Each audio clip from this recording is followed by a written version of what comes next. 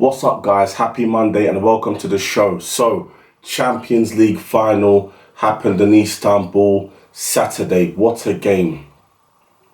I have to say, it was pretty much exactly what I thought it would be. Manchester City, they weren't at their best, but that's because Inter Milan didn't let them be at their best, because Inzaghi's men, they were very aggressive. They were, when a City player got the ball, 2-3 of them were on him straight away. The high press worked throughout the game. And to be honest with you, that made City struggle. I don't think Pep Guardiola was anticipating that Inter Milan would be so aggressive, that they would press so high up the pitch. They played with a high line, and that was risky with the pace of Haaland. But I guess the Inter Milan defence, with the three centre-backs, backed themselves to be able to deal with the threat of Haaland, which they did. Dumfries dealt with Grealish throughout the game. But it was a very entertaining game. There wasn't in the sense of, loads of chances either side, or, shots on goal. It wasn't a very open game, but the tactical battle between Inzaghi and Guardiola, I found it very interesting. I'm a football purist, and I found the tactical elements of the game. It was like a chess match, both managers moving pieces on the chessboard. I found that very, very interesting. I wanted Inter Milan to win the game. My heart was with Inter, but my head was with City. Inter Milan managed to nullify the threats of Haaland throughout the game. Grealish, they managed to nullify Bernardo Silva, Gundogan. De Bruyne came off while he was on the pitch. They managed to nullify his threat. Phil Foden came on to replace De Bruyne. They managed to nullify the threat of Foden. But like I've said in previous videos, City have so many good players. If you stop 6, you have to worry about the other 5, including Ederson, with his quality.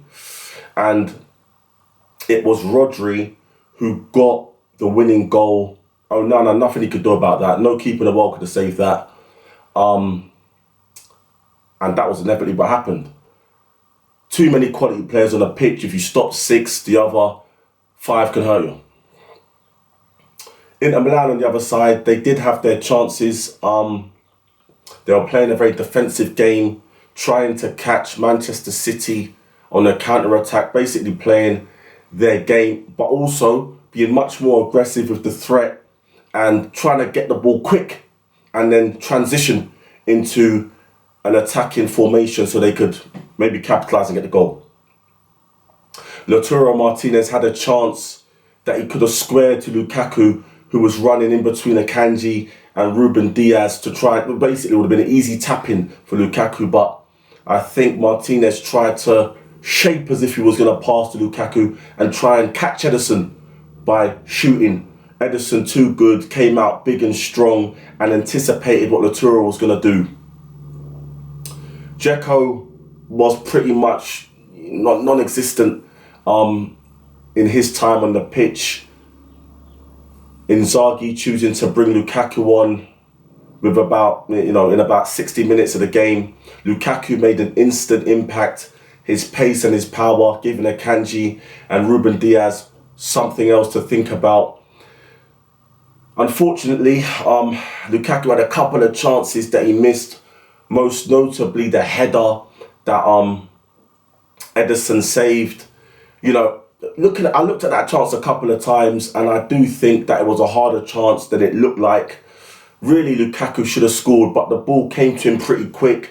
He then had to position his body in a way, twist his neck, so that he could get the ball, header it down with pace and get the ball away from Ederson as much as it could. Unfortunately, he couldn't get the direction to sort of direct the ball away from Ederson, so he couldn't save it.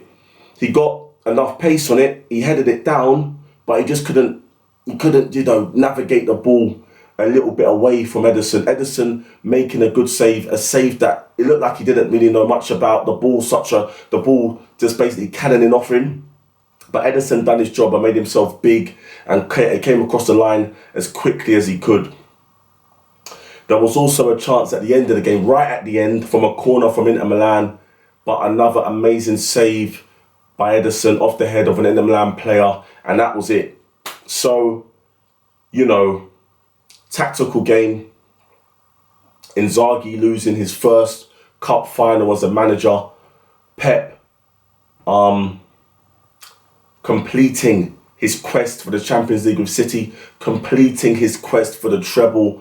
Manchester City have now put themselves truly amongst the elite clubs in Europe and the world. So what next for Inter Milan?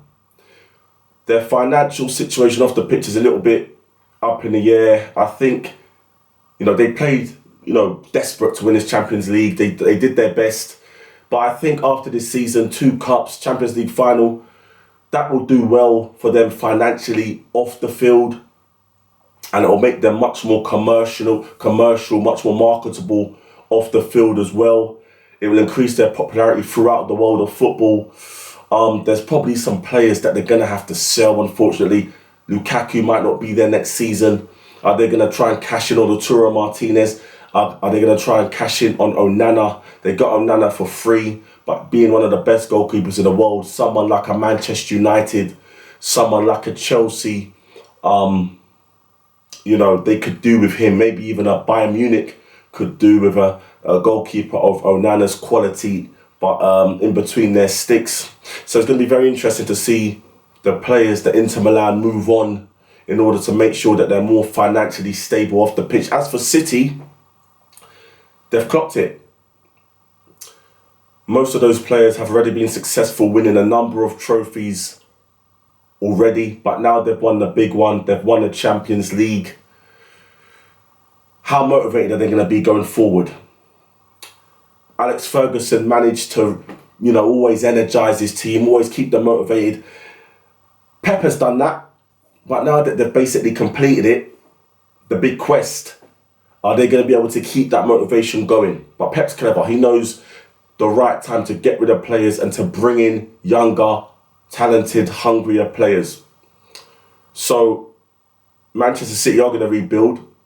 They're going to be the favourites for the Champions League next season. They're going to be favourites for the Premier League next season. And they've cemented themselves as truly the best team in Europe. Just a note, big credit to Inter Milan as well, because when you look at the price, and I'm not going to just say it's down to, money in terms of City's success, even though money does play a vital role. But when you look at the differential in price between the Manchester City squad and the Inter Milan squad, it is vast. It is vast. A lot of those players are rejects, like Darmian. They got Lautaro Martinez for cheap.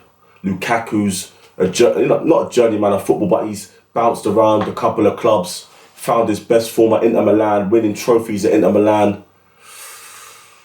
Onana was on a free.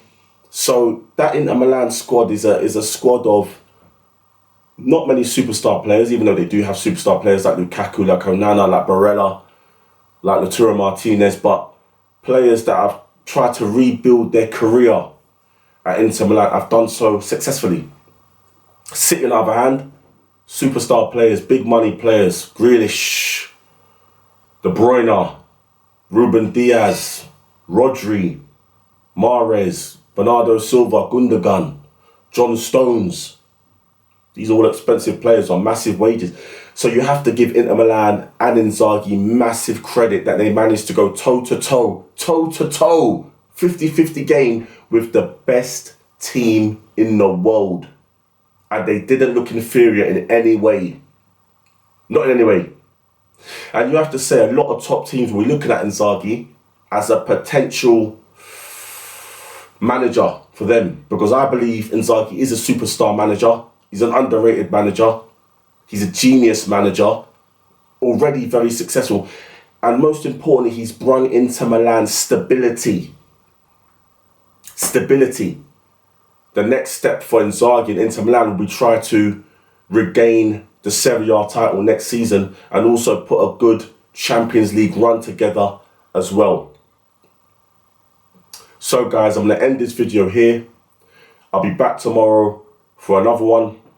I want to congratulate Manchester City for their treble. They've been the best team in Premier League, domestically. They've been the best team in Europe. And, you know, top players, hard-working players, hungry players, you know, with a superstar manager, they've got what they deserve. So I just have to big them up, and also big up to Inter Milan for a valiant effort, but a losing effort in the Champions League final. So enjoy, guys. It's a lovely day, beautiful day. Get some sunshine in ya. Happy Monday. Please, if you like the video, subscribe to the channel, smash the like, share. Please leave a comment, and I'll see you tomorrow for the next one. Peace.